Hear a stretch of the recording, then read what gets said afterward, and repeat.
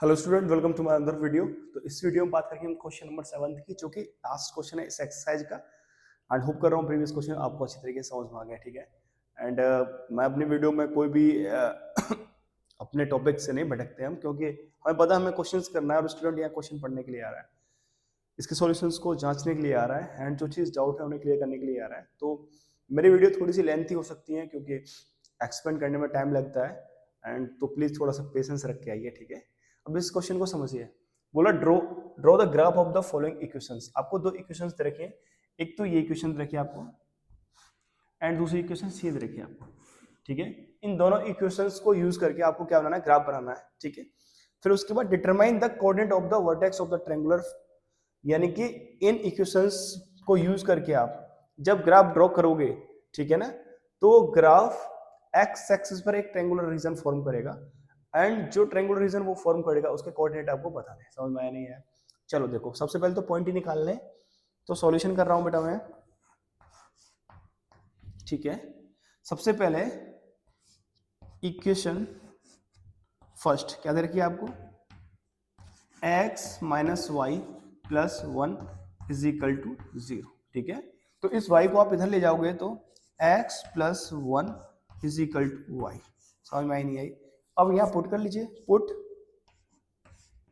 x is equal to 2।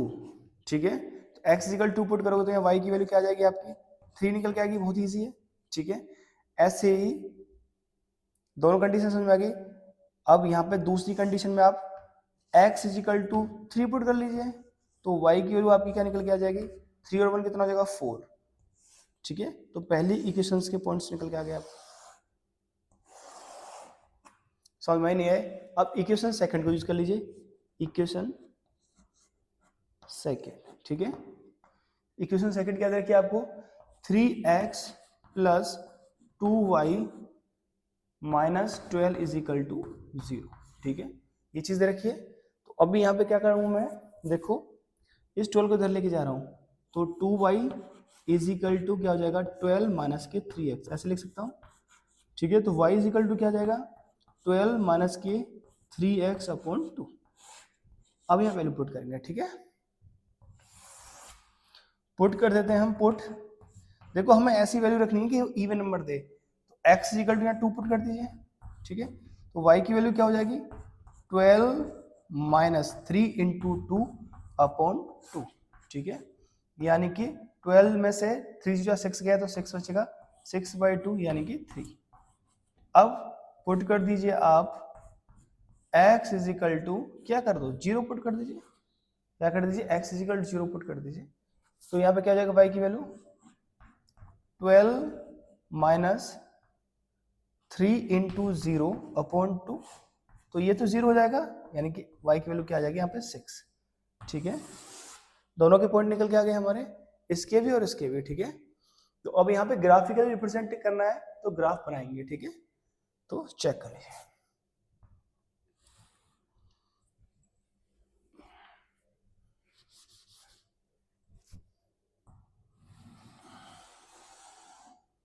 ठीक है।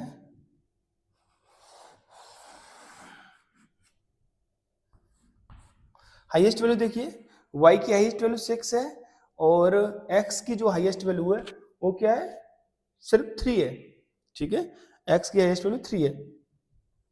तो देखो 1 2 3 4 5 और ये आपका हो गया 6।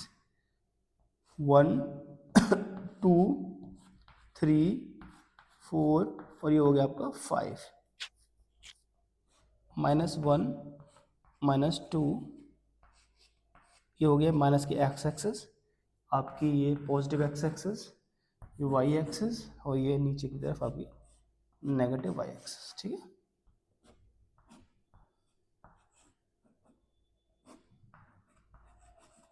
ठीक है। अब यहाँ पे रिप्रेजेंटेशन करेंगे। सबसे पहले x की वैल्यू क्या है, 2 है, तो y की वैल्यू क्या है, 3 है। 2 और 3 यानी कि ये पॉइंट हो गया आपके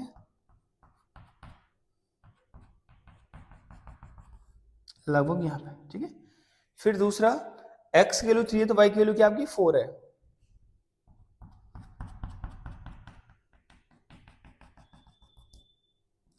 ये पॉइंट हो गया, ठीक है।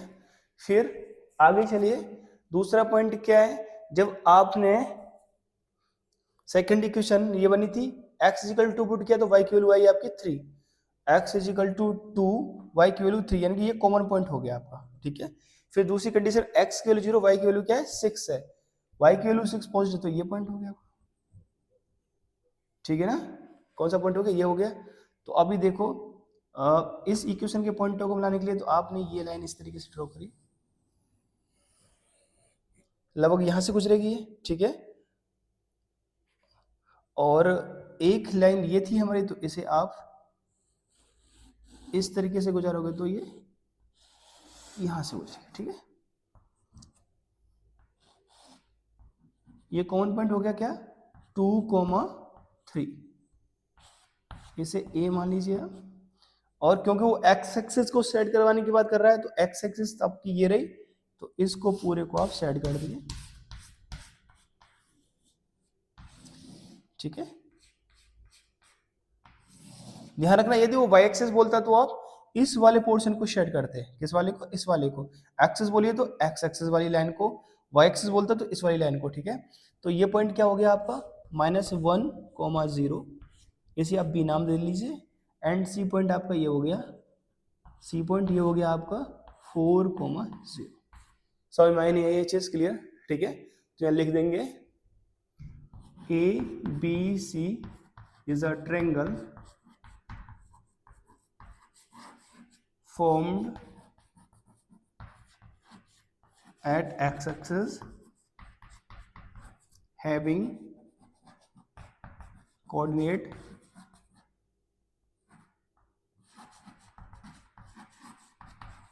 ए क्या है आपका 2,3, बी क्या है आपका -1,0 एंड सी क्या है आपका 4,0, ठीक है। होप कर रहा हूँ ये क्वेश्चन आपको अच्छे से समझ में आ गया होगा। एंड कोई भी डाउट है तो पूछ लीजिएगा। कल से स्टार्ट करेंगे हम एक्सरसाइज 3.2। आज 6th डे है और 6 दिन की क्लासेस में हमने 3.1 फिनिश कर दी है, तो काफ़ी धीरे धीरे चल रहे हैं, कोई भी जल्दबाजी नहीं है और लेट भी नहीं है। लास्ट खींच के हम 45 डे में पूरा सिलेबस खत्म कर देंगे, ठीक है। सो होप कर रहा हूँ and thank you for watching my videos. Please share कर दीजिए एंड कमेंट कर दीजिए, सब्सक्राइब कर लीजिए। मिलते हैं अगले दिन।